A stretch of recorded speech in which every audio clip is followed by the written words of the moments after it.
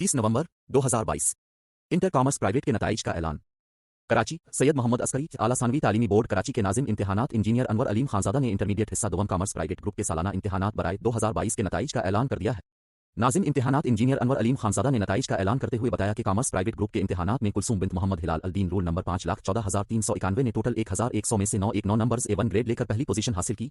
लाबा Hanif bint Hanif Gill roll number 5,14,408 ने 912 numbers A1 grade के साथ दूसरी पोजीशन, जबकि तूब इमरान बिन्त इमरान अहमद रोल नंबर 5,14,736 ने 905 नंबर्स A1 ग्रेड लेकर तीसरी पोजीशन हासिल की। नाजिम इम्तिहानात इंजीनियर अनवर अलीम खानजादा ने नताइज की तफसीलात बताते हुए कहा कि कॉमर्स प्राइवेट ग्रुप के इम्तिहानात में 2,588 उम्मीदवारों ने रजिस्ट्रेशन हासिल की। 2,505 उम्मीदवार इम्तिहानात में शरीक हुए, जिसमें से 1,495 उम्मीदवार कामयाब करार पाए। इस तरह कामयाबी का तनासुब 59-68% रहा।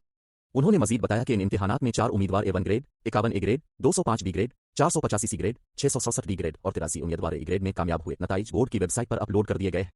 उम्मीदवार अपने नताइज आला सानवी तालीमी बोर्ड कराची की ऑफिशियल एंड्रॉइड ऐप पर भी देख सकते हैं।